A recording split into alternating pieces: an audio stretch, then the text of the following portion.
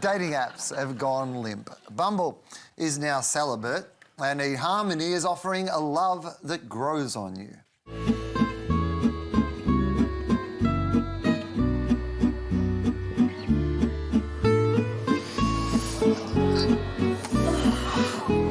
Get who gets you. eHarmony. Well, I'm horny.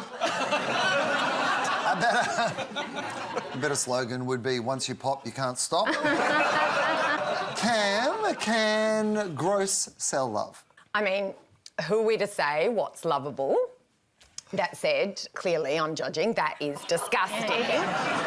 But for me, it does say that, yeah, gross can sell love if done right. And I would say that eHarmony have done it right. In the world of dating apps, they are the kind of more genuine, longer-lasting app. That's how they position themselves. So you go to them if you're looking for a relationship rather than a hookup. And I mean, that would be a weird thing to do on a one-night stand. Just someone whispers into your ear at a bar, I've got a massive pimple on my shoulder. Do you want to come back to my place? I have no idea what I was going to say now. No, I was just going to say that the fact that they are into relationships rather than hookups, yes. That line, who gets you, I think is really lovely.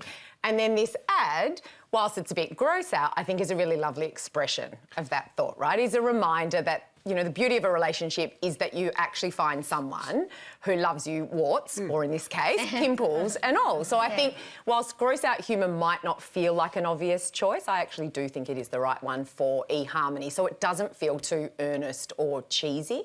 It is fun to think about the size of the pimple. Oh, no, it's not. It is. In terms of how big, you know, the production meeting, how Will? Big? Yeah. How big do you think we should make that pimple? It's pretty big. And then, should we see it? You know, should we see the result? The result? The result of the squeeze. I reckon the result is too far. Yeah, well, do you think it's too far? Yeah. Because I thought she could have been wearing glasses and then we could have... Oh, no. That was why I was saying it was too far. I think the issue is that it's kind of weird how he just lied back on top of her after blowing that thing off his back.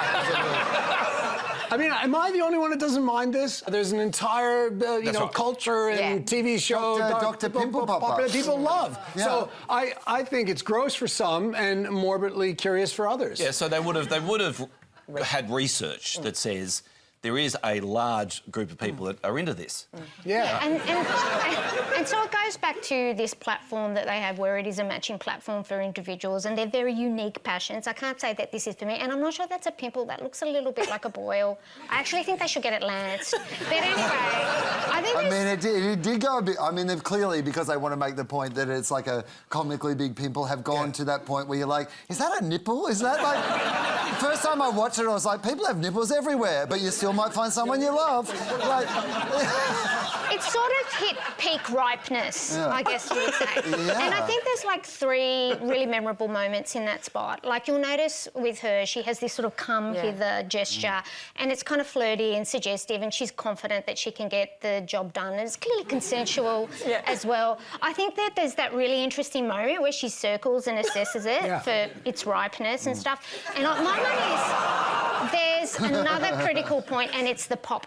Moment. You can hear it. Like blink and you'll miss it, but it's absolutely there. And then they cut away to her face and it's all kinds of sort of satisfaction.